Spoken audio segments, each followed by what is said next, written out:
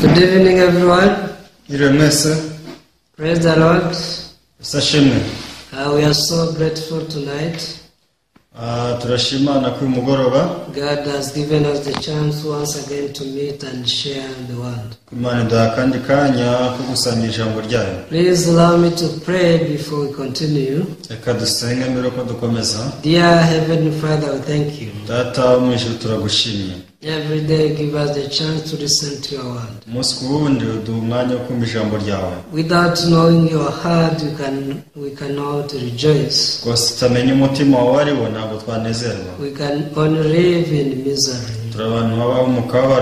But when we come to realize your heart,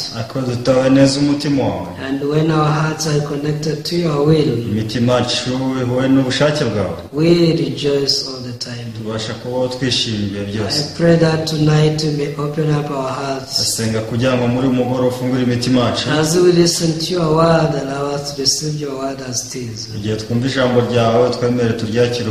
Father, we thank you. And we pray everything in the name of Jesus. Amen. Tonight let us read the book of 1 Thessalonians. 1 Thessalonians chapter 5. We shall read from verse 16 through verse 18. Please, if you have Bible, open the book of 1 Thessalonians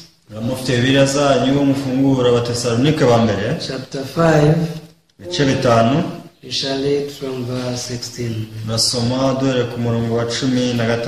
Rejoice always. Pray without ceasing. In everything give thanks, for this is the will of God in Christ Jesus for you.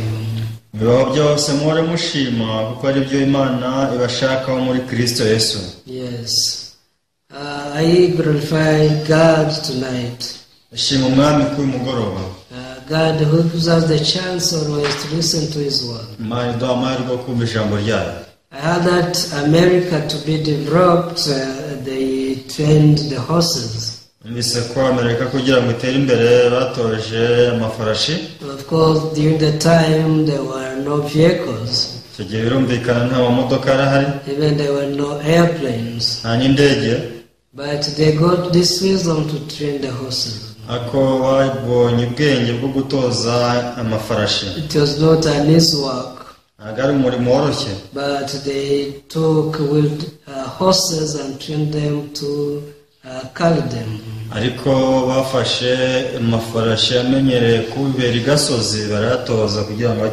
So eventually the horses became like domestic animals.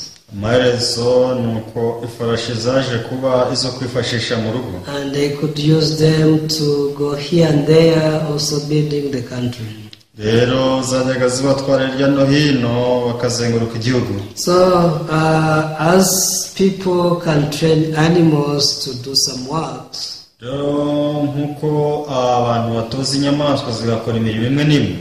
some can train horses, others cows, or even dogs. When animals are trained well, they make life easy and joyful.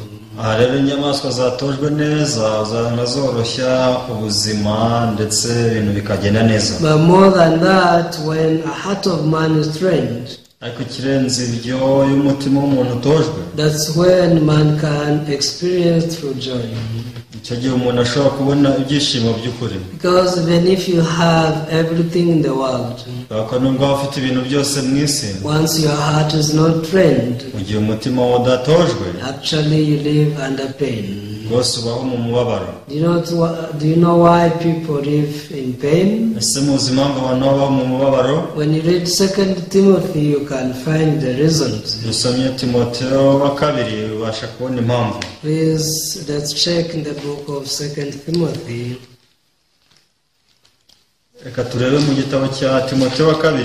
2 Timothy chapter 3 verse 1. Yes. Verse 1 says, "But know this, that in the last days perilous times will come." Umenye yuko mu minsi y'imperuka azaba ibihe birushya. For many will be lovers of themselves, lovers of money, boasters, proud, blasphemers, disobedient to parents, unfaithful, unholy. Kuko abantu bazabikunda bakunda impiyabirarira, bibona batukana, batumvira ababyeyi babo, indashima batarabera. Unloving, unforgiving, slanderers, without self-control, brittle, despisers of God. Badakunda n'ababo, batuzura, babeshyerana, batirinda, bagira urugomo, badakunda ibyiza. Traitors, headstrong, haughty, lovers of pleasure rather than lovers of God. Bagambana, ibyigenge, bikakaza, bakunda bibanezeza aho gukunda Imana. Verse 5, "Having a form of godliness, but denying its power, and from such people turn away."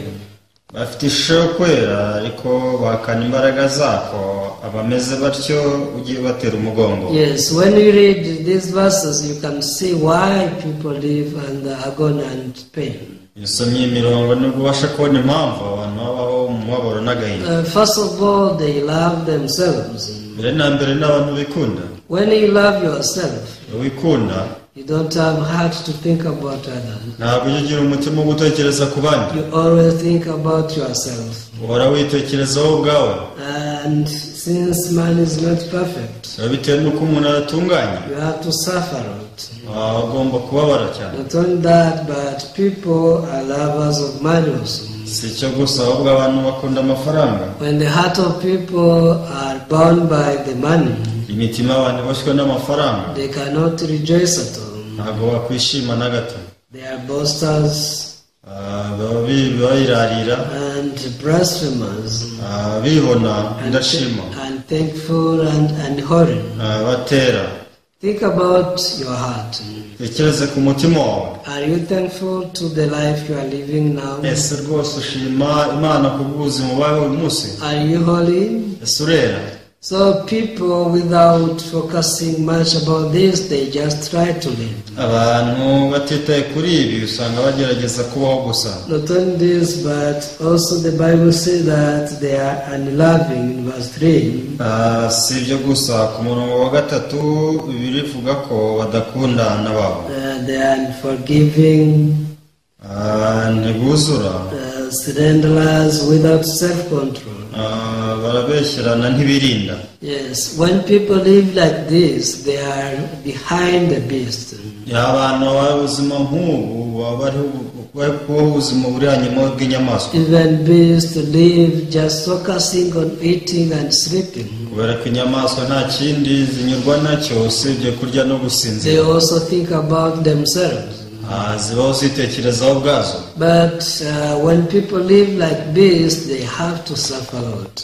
abantu babaho gutya bagomba kunyura mu mubabaro mwinshi. So who can rejoice always? ese ninde ahora yishimye iteka? When we read Isaiah chapter 57 verse 21, yisomye Yesaya igice cya 57 umurongo 21. There the Bible says that there is no peace to the wicked. biravuga ngo nta mahoro y'umunyabyaha niko Uwiteka avuga. Yes, says the Lord our God. Uwiteka niko avuga. So if you are a wicked man, rero niba uri umunyabyaha, you cannot have peace, nta mahoro wagira, neither have joy. nta n'ibyishimo wagira. So what do you need to do first of all? icyo ukeneye gukora mbere na mbere ni iki? Yeah, the advice was written Isaiah also in chapter 55. inama nta handi iri, ni muri Yesaya ibice 55. Isaiah chapter 55 verse 7 says, Yesaya 5:7 aravuga ngo, let the wicked forsake his ways and his thoughts, umunyabyaha nareke inzira ze n'ibyibwira, and return to the Lord. ahindukire Uwiteka. So people are wicked. abantu ni abanyabyaha. They are sinners. Abanyabyaha. But they don't want to return to the Lord. Ariko usanga badashaka kugarukira Uwiteka. They are unholy. Ntabwo bera. But they don't acknowledge their evilness. Ako ntibajya bamenya ububi bwabo. They just think if we pray hard, bavuga bati dusenze cyane, if we give much offering, ati dutanze amaturo menshi, if we try to reduce our evilness, atugerageje kugabanya ububi bwacu, maybe God will receive us. atahari Imana yatwemera. Of course they are not sure 100%. Ntabwo babyize 100%. They also doubt. Usanga bashidikanya. That's why they use the word maybe. Hanyuma usanga bakoresha ijambo tahari. The word maybe started in the book of Genesis chapter 3. Ijambo hari muri mu Itangiriro igice 3:3. When the woman was deceived by Satan, umugore ashukwaga na Satani. When the serpent approached Eve, ubwo inzoka yegeraga Eva, the serpent checked her heart, inzoka yagenzuye umutima we, and found that this woman was not with the genuine word of God. Hanyuma inzoka yasanze umugore adafite ijambo ry'Imana nyakuri muri we. Because that time she was hesitating. Ko icyo gihe yari mashidikanya. Maybe we may die. Atari twapfa.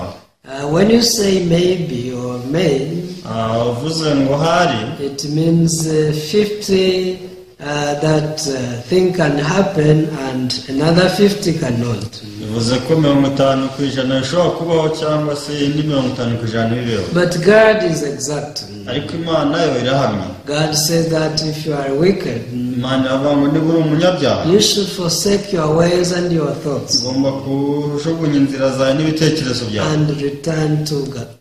ahubwo ukagarukira Uwiteka. Why? Kubera iki? Because the reason why you are wicked, impamvu uri umunyabyaha, the reason why you are a sinner, impamvu uri umunyabyaha, it's because you are separated from God. nta kindi ni uko watandukanijwe n'Imana. All you need is to return to the Lord. Iki ukeneye ni ukugarukira Imana. Let's read Isaiah 59. Dusomye Isaiah 59 verse 1 and 2. Yes, Isaiah 59 verse 1 and 2 says, Behold, the Lord's hand is not shortened, that it cannot save, nor his ear heavy, that it cannot hear. But your iniquities have separated you from your God, and your sins have hidden his face from you, so that he will not hear. Dore ukuboko k'Uwiteka ntikwaheze ngo ananirwe gukiza, n'ugutwi kwe ntikwapfuye ngo ananirwe kumva. Ahubwo gukiranirwa kwanyu niko kwabatandukanije n'Imana yanyu, n'ibyaha byanyu nibyo bitera kubima amaso bikanga no kumva. Yes. Once we were separated from God, igihe kimwe twatandukanye n'Imana because of sin, bitewe n'icyaha, man went far from God. bityo umuntu ajya kubaho kure cyane y'Imana. But being very far, man tries to pray to God. Ariko nubwo umuntu aba ari kure y'Imana agerageza kuyisenga. Man tries to call God. Gerageza kwambaza Uwiteka. But God says, Imana yavuga ngo, it's not that he cannot hear you. erega si uko ntabumva. Yeah, God can hear you. Bose Imana ibasha kubumva. It's not that he has no power to heal you or save you. So idafite imbaraga zo kubakiza. God can save you. Imana rwose yagukiza. But why are you still sinning? Ako se kuki ukiri umunyabyaha? Why are you still unholy? Kuki utari uwera? The reason is only one. Impamvu ni imwe yonyine. You are still far from God. Hari umuntu ukiri kure cyane You y'Imana. didn't return to the Lord. Ntabwo ugeze uhindukira Uwiteka. And the reason why you didn't return to the Lord, kandi impamvu utahindukira Uwiteka, it's because you didn't think that you are far from him. nuko utigeze umenya ko wagiye kure cyane yayo. Yes, you know that you are a sinner. Yego uzi ko uri umunyabyaha. You know that you are wicked, uzi ko uri mubi. but you don't acknowledge that you are evil 100%. ariko nigeze umenya ko uri umuntu mubi 100%. You don't acknowledge that you are far from God. ntabwo wigeze wemera ko uri umuntu uba kure cyane y'Imana. Therefore God is telling you, rero Imana ikubwira ngo, forsake your thoughts, reka inzira zawe, forsake your ways, reka ibitekerezo byawe, and come back. hanyuma ugaruke. After you come back, numara kugaruka, you realize that God is able to heal you and to save you. uzamenya ngo Imana burya ishaka kugukiza. So today we read 1 Thessalonians chapter 5. Rero uyu munsi twasomye Tesalonike wa mbere ibice 5. What does the Bible say then? Ese hano Bibiliya itubwira iki? Yeah, verse 16 says, rejoice always. Murongo wa 16 aratubwira ngo mwishime iteka. For you to rejoice always, you need first of all to be holy. Kugira ngo wishime iteka ni uko ugomba kuba uruwera mbere na mbere. Because you cannot rejoice having no peace with God. Kubera ko ntabwo ushobora kwishima iteka udafite amahoro ku Mana. And sinners have no peace at all. Kandi abanyabyaha muzi ko nta mahoro yabo. Sinners have to receive salvation. Umunyabyaha agomba kwakira agakiza. Meaning that you are a sinner. Kuvuga rero ko uri umunyabyaha. You are not yet saved. Bivuze ngo ntabwo urakizwa. You didn't receive salvation yet. Ntabwo uri umuntu wari wakira agakiza. Because salvation means forgiveness of sins. Kubera ko agakiza kavuza imbabazi z'ibyaha. Once I said that I received salvation, Musumwe namvuze ngo nakira agakiza. I mean that I received forgiveness of sins. Kigenda mvuze ko nakira imbabazi z'ibyaha. But do you know what? Ikindi, Many people think that they are saved. abantu bajya bavuga ngo barakijijwe. They think they received salvation. Wakira agakiza. Some will tell you that they received salvation even before you are born. Abandi bati njye nakira agakiza utaranavuka. But when you ask them, are you holy? Ako babajije niba bera. They say, no. Who can be holy in this world? Baravuga ngo oya ngo se ninde wakorera muri iyi si. So these are the people who are unholy. Aba rero ni abantu batera. And because of this they live in pain. Kubera mpamvu rero baba mu mubabaro. They despise the word of God. Basuzugura ijambo ry'Imana. You know the word of God tells them how they can be holy. Ubwo ijambo ry'Imana babwira uko bakwera. But they deny the word of God. Muhanga ijambo ry'Imana. When you read the Bible, Usomye Bibiliya, you realize that sin is the separation between God and man. uzamenya ko icyaha no gutandukana hagati y'umuntu n'Imana. And salvation is the reverse way. Rero agakiza ni imbusane yabyo. Is to be connected once again with God. Ni ukongera ugahuzwa n'Imana. So who can reconnect you with God? Sininde wakongera guhuza n'Imana. Nothing but the blood of Jesus. Nta kintu usibye amaraso ya Yesu. There's a song which says nothing but the blood of Jesus. Indirimbo itubwira ngo nta kindi usibye amaraso ya Yesu Kristo. Only the blood of Jesus can reconnect you with God. Uzango amaraso ya Yesu niyo akongera kuguhuza n'Imana. But until now you didn't believe in the power of the blood of Jesus. Ako kugeza uyu munsi ntubizera imbaraga zo mu maraso ya Yesu. That's why Apostle Paul wrote the letter to Timothy. Niyo mpamvu intumwa Pawulo yandikiye urwandiko Timoteyo. And said people seem to be gathering. Ati abantu birasa naho bizera Imana. But they deny the power of God. Atariko bakana imbaraga zayo. Once you think that God is able, igihe kimwe utekereje ko Imana ishoboye, you can also accept His word as truth. icyo gihe ubasha kwakira ijambo ryayo nk'ukuri. God says that He sanctified us. Imana avuga ngo yaradukijije. God said that He washed our sins away. Kandi yogeje ibyaha byacu. And He forgave all of our sins. Kandi yababariye ibyaha byacu. Who are you to deny this fact? None se uri ndushobora guhakana ibyo? Some days back one person called me. Iminsi ishize hari umuntu wamamagaye. And he asked me, arambaza ati, do you really believe that Jesus took away sins? Ati se koko wemera ko Yesu yakuyeho ibyaha? Do you mean that there is no sin now? Ese ubu utekereza ko nta cyaha kigihari? Jesus took away all sins? Yesu yakuyeho ibyaha byose? I said I believe so. Nambwiye ni uko nizera.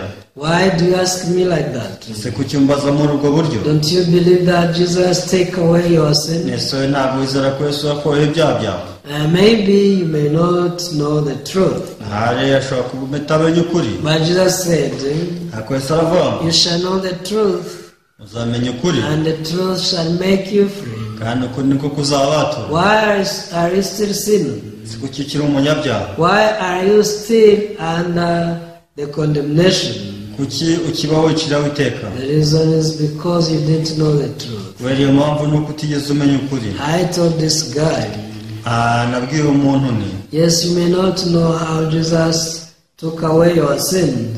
But if you read the Bible having an open heart, the Bible will explain you clearly how Jesus took away your sin. And please accept this truth. Don't just walk by sight, but walk by faith. What does Hebrews chapter 9 verse 26 say? I really love this verse. Because this verse explains me how Jesus took away my sin. For a long time I lived thinking I still have sins. Because I believed in my eyes. I believed in my thoughts. But one day I came across to this verse. It says, he then would have had to suffer often since the foundation of the world. But now, once at the end of the age, he has appeared to put away sin by the sacrifice of himself.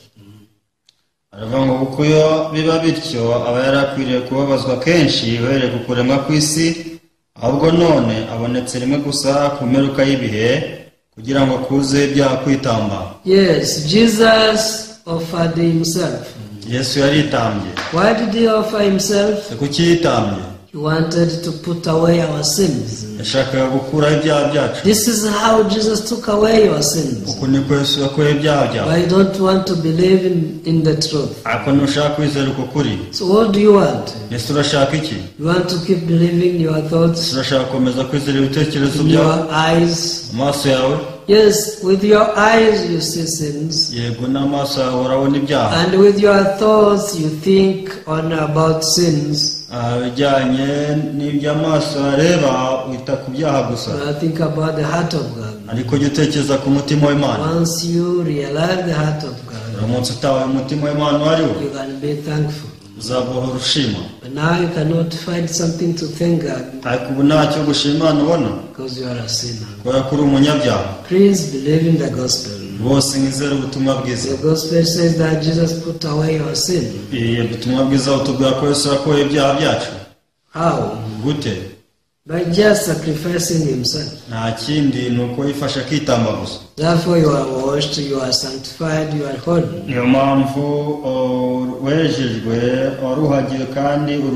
Even chapter 10 verse 10 says, in the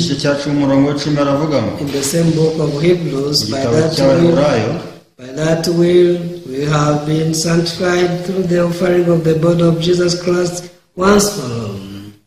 Avuga ngo kugushaka Imana niko kwatumye twezwa tubeshejwe no kumubiri wa Yesu atambwe rimwe gusa ngo bihagije iteka. So people who rejoice always, abantu barabishimye iteka, they have to discover this truth first of all. Abagomba gutahura ukuri neza.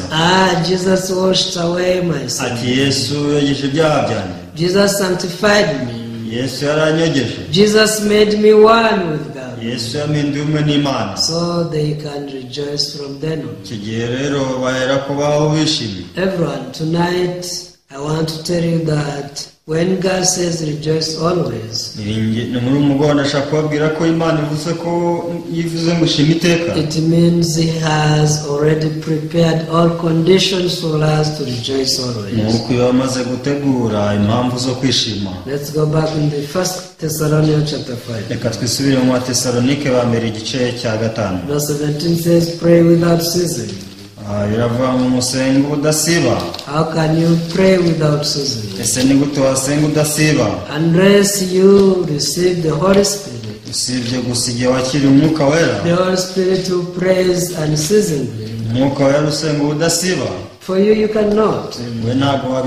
Because you are a person who has a limited ability. kubera ko umuntu ufite ubushobozi ufite igaruriro. But once we receive the Holy Spirit in our hearts, ariko buryo twakira umwuka wera mu mitima yacu, from then on we can pray without ceasing. kubera ubwo turi abantu basenga ubudasiba. Every time the Holy Spirit is praying for us. ku munsi umwuka wera badusengera. Moreover, ikindi, verse 18 says, in everything give thanks, for this is the will of God in Christ Jesus for you. Umurongo 18 ati mubiho byose muhore mushima kuko ari iby'Imana bashaka muri Kristo Yesu. Everyone, God's will is for you to give thanks in all things. ubushake bw'Imana nuko muhora mushima muri byose. How can you give thanks in everything? ese ni gute washima muri byose? You have to discover the truth. ugomba gutahura ukuri uko ariko. You have to acknowledge the heart of God. gutahura umutima w'Imana. Abraham, after he received the promise of God, he rejoiced. Abraham amaze gutahura isezerano ry'Imana yarishimye. Before receiving the promise, mbere yo kwakira isezerano, he was suffering because of having no child. yarimo ababazwa nuko adafite urubyaro. But after receiving the promise, ariko amaze kwakira isezerano, he started to rejoice yatangiye kunezerwa as one who has many children. umaze kugira abana benshi. Not only him, but even Jacob. siwe gusa na Yakobo. One day Jacob was running away from his brother. ari kwirukanka ahunga mukuru we. But God gave him the promise. nuko Imana imuha isezerano. Even though he was in the difficulties, nubwo yari ari mu makuba, after receiving the promise, he rejoiced. ariko amaze kwakira isezerano yarishimye. So once we discover the heart of God, rero tutawe umutima w'Imana wariwo, we can rejoice and give thanks in everything. abantu bakwishima kandi tugora dushima iteka. What about his son Joseph? What about his son Joseph? none se umuhungu wa Yosefu bite? Joseph received the promise, Yosefu nawe yakira isezerano. but for 13 years, ku myaka 13 he was suffering so much, going through the difficulties. yarimo ababazwa cyane anyura mu ngorane. At Potiphar's home, he was betrayed. yaje kugambanirwa ageze mu rugo rwa Potifari, And was put in jail. baramufunga. So he went through many difficulties. yanyuze mu bigoranye byinshi, But because he had the promise of God, ariko kuba ko yari kumwe n'isezerano ry'Imana, Joseph was able to give thanks in everything. Yosefu yabashije kubashima muri byose. Everyone, God wants you to give thanks in everything. rwose buri wese Imana ashaka ko warashima Imana muri byose. For you to be thankful always, kuba ushima iteka, you have to receive the truth. uba ugomba kubanza kumenya ukuri, You have to receive the promise of God. kwakira isezerano ry'Imana. First of all, you have to realize that you are holy, mbere na mbere ugomba kumenya ko uruwera, that you are righteous. uri umukiranutsi, And this was done by the love of God toward you. kandi ibi byakozwe n'urukundo rw'Imana igufitiye. That's why he sacrificed his son Jesus niyo mpamvu yabambye umwana wa Yesu, to put away your sin. kugira ngo ukure ibyaha byawe. Not only this, si byo gusa, but also God gave you so many promises in this Bible. Imana kandi yaduhaye n'amasezerano menshi muri Bibiliya. If you receive the promise of God, rero uramutse wakira isezerano ry'Imana, you can live happily. ushobora kubaho wishimye. You can rejoice always. ugomba kwishima You iteka, can give thanks in everything. ugomba gushima muri byose. I hope that tonight also you check your heart. ningiye ko kuri mugoroba ariho umutima wawe, If your heart is connected to the heart of God. ni umutima wahujwe n'uw'Imana koko. Knowing the heart of God is very important. rero kumenya umutima w'Imana ni ikintu cy'ingenzi. Discovering the will of God is so important. gutahura ubushake bw'Imana ni ikintu cy'ingenzi. Once you discover the will of God towards you, rero igihe utahuye umutima Imana igufitiye, once you discover how God is merciful, utahuye uburyo ki Imana igufitiye imbabazi, you receive the promise of God nta kindi wakira isezerano ry'Imana, and you start rejoicing ugatangira kwishima in the midst of difficulty.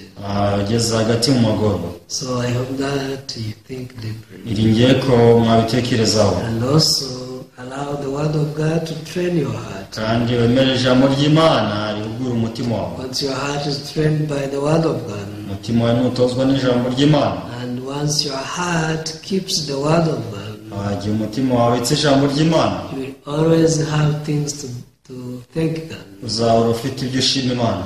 I hope that you can have many testimonies in your life. iringiye ko wagira ubuhamya bwinshi mu buzima bwawe, Despite the difficulties you are going through, utitaye ku magorwa ari yose uri gucamo. if God put away your sins, Imana yarakoye ibyaha byawe. It's more than enough for you to rejoice. Ibyo birenze bikenewe kugira ngo unezerwe. Because now you are together with Him. Kwa kuba ngubu uri kumwe n'Imana. Thank you. Urakoze. Let's pick up to here. Kadusorezana. Let us pray. We shall continue next time. Dusenge tuzakomeza ubutaha. Our Heavenly Father, thank you. Data wo mu ijuru turagushimye. Thank you for this evening fellowship. Tugushimiye amateraniro y'umugoroba. We are the people who can rejoice all the time. Abantu bakwishima iteka. Not because we don't face difficulties and challenges, taruko turi guca mu magorwa n'ingorane, but because we have the promise of God in our hearts. ahubwo kuko dufite isezerano ry'Imana mu mitima yacu. Therefore we can rejoice always and give thanks to everything. Rero niyo mpamvu igihe cyose utuma duhora dushima iteka. So I hope that even all viewers tonight they can receive your promise. Iringiye ko n'abakurikiye umugoroba kwakira isezerano ryawe. About their sins. Ku bijyanye n'ibyaha byabo. Say that by sacrificing Jesus Christ you put away their sins. Avuze ko kubwo kubamba Kristo wakuye ibyaha bya buri wese. And now we are holy, we are sanctified once for all. Turera twarejejwe kandi inshuro imwe kugeza iteka. Not only the issue of sin but even the issue of our life. Si ibyaha gusa ahubwo n'ubuzima bwacu bwa buri munsi. You want us to connect our hearts with your promise. Turashaka ko duhuza imitima yacu n'isezerano ryawe. As Joseph lived thanking God even the prison. Nkuko Yosefu yabayeho atekereza ku Mana ndetse no mu buroko. We can also live having thankfulness and testimonies every time. Natwe twabaho dushima dufite n'ubuhamya ibihe byose. Thank you. Turagushimye. And we pray everything in the name of Jesus alone. Kandi dusenze byose twizeye mu izina rya Yesu. Amen. Amen. Thank you very much. Murakoze cyane. See you next time. Tuzasubira ubutaha.